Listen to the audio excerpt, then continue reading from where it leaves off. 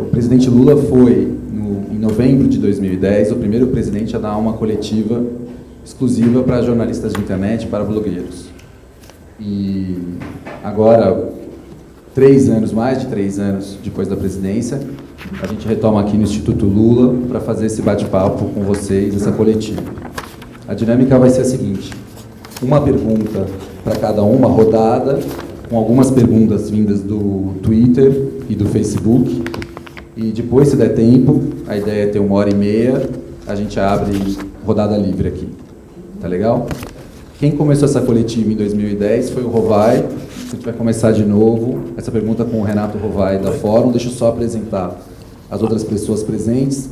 Tá a Conceição Lemes, do Viu Mundo, o Altamiro Borges, do blog do Miro, o Miguel, do Rosário, do blog Cafezinho, o Marco, do Sul 21, o Rodrigo Viana, do Escrevinhador, Fernando Brito, do Tijolaço, Eduardo Guimarães, do blog da Cidadania, e o Kiko Nogueira, do Diário do Centro do Mundo. Vai. Antes de ter a primeira pergunta, Crispirano, deixa fazer um pequeno introdutório aqui para saber por que nós estamos conversando somente agora, depois de quase 4 anos. Ou seja, há muito tempo que o companheiro Franklin vem defendendo que eu desse uma entrevista para os blogueiros. Há muito tempo. E eu sempre tive muito cuidado porque não é fácil o papel de ser ex-presidente.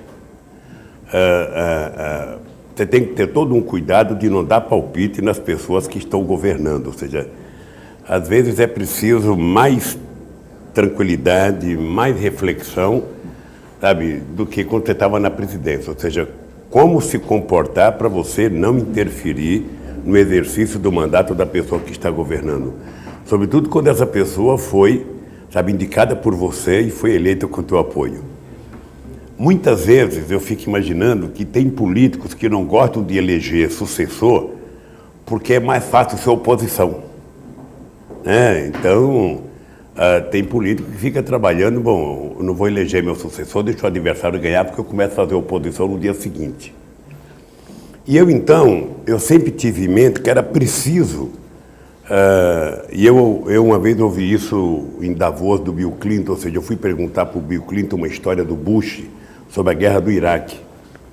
E o Clinton falou assim para mim: olha, Lula, aqui nos Estados Unidos a gente não dá palpite sobre quem está governando. Ou seja, é uma cultura nossa, sabe? Se o Bush tiver pesquisa e na pesquisa estiver dizendo que ele tem que atacar o Iraque, ele vai atacar o Iraque. Sabe? Agora ele está governando, é um problema dele e tal. E eu acho que eu vinha com a ideia de que era preciso que a gente, no Brasil, aprendesse, sabe, ao sair da presidência, sabe, saber ser ex-presidente. Não ficar dando palpite, tomar cuidado para não fazer interferência, tomar cuidado para não brigar.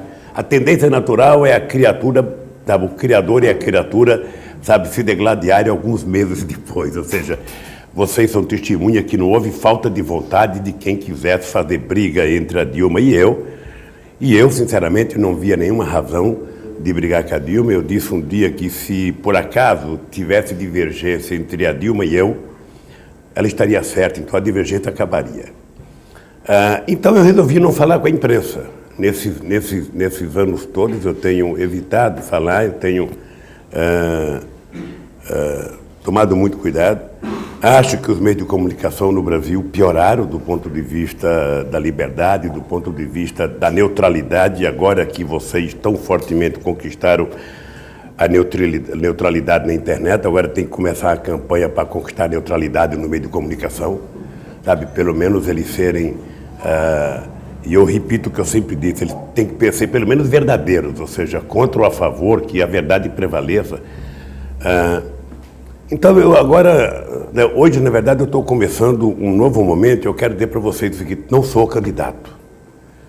Ou seja, eu não tenho como em cartório registrar, sabe, que eu não sou candidato. Eu não sou candidato, a minha candidata é a Dilma Rousseff.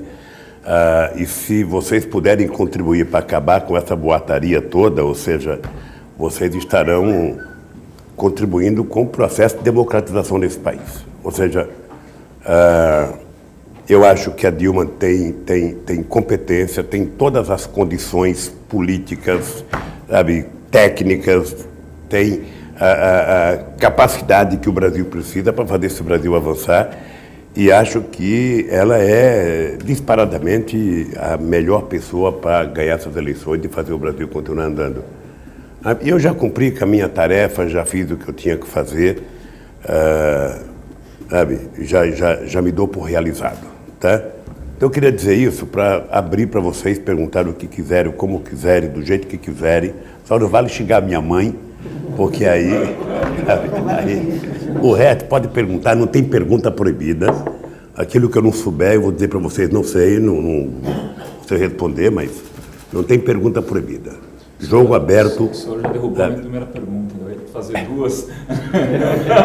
Não, depois é o seguinte, depois do horário que o Cristiano falou, ele também tem que ter uma certa flexibilidade. Tá certo. Sabe? Eu ia perguntar duas coisas para o senhor. Uma é se existia alguma possibilidade do senhor de ser candidato ainda esse ano. Então, o senhor já antecipou a resposta. Talvez, se quiser falar um pouco mais, fique à vontade, presidente. E a segunda, assim, eu acho que aqui, nesse conjunto de entrevistadores, talvez valesse a pena a gente discutir uma questão que já foi discutida pelo senhor, mas que eu acho que tem um impacto, vai ter um impacto na história do Brasil razoável, que foram as manifestações de junho. E a partir dessa reflexão, eu queria lhe fazer uma pergunta muito objetiva. O que o senhor acha da lei antiterrorismo? O que o senhor acha da lei antiterrorismo? Que eu acho que é uma das principais preocupações hoje do movimento social brasileiro, tem sido discutido em todos os fóruns que a gente tem estado presente, tem grande contrariedade com esse projeto de lei, com essa iniciativa, né, para si. Então, eu queria ouvir do senhor o que o senhor acha disso. Olha, primeiro, eu já tive a oportunidade de falar muitas vezes sobre a manifestação de junho. E eu, sempre que eu digo isso, eu repito uma frase que eu dizia ainda quando eu estava na presidência. A democracia que nós queremos construir, ela não é uma democracia que significa um pacto de silêncio. Isso nós já vivemos no Brasil, ou seja, a democracia é a sociedade num processo de evolução, de manifestação, de ação, tentando conquistar cada dia mais coisa. Então a gente não tem nunca que ficar reclamando porque a sociedade se manifestou. Ela se manifesta, e é bom que se manifeste quando a gente está no governo, quando a gente é oposição. Aliás, nós aprendemos a fazer política fazendo manifestação, fazendo passeata, fazendo protesto, fazendo greve, fazendo tudo o que era possível fazer num regime democrático. O que nós precisamos é aprender a lidar com isso e tentar tirar lições. Eu não vi nas manifestações nenhuma reivindicação absurda. Eu não vi, eu vi as pessoas pedindo, que o Estado cumpra com as suas obrigações enquanto Estado, que melhore a condição de saúde, que melhore a condição de educação, que melhore a condição de transporte, o que é normal. Eu lembro que na época eu dizia, quantas vezes a Dilma deve ter carregado faixa, mais educação, mais saúde, mais transporte, Quantas vezes, quando a Luísa Erundina foi eleita prefeita em São Paulo, na campanha, qual era o nosso slogan?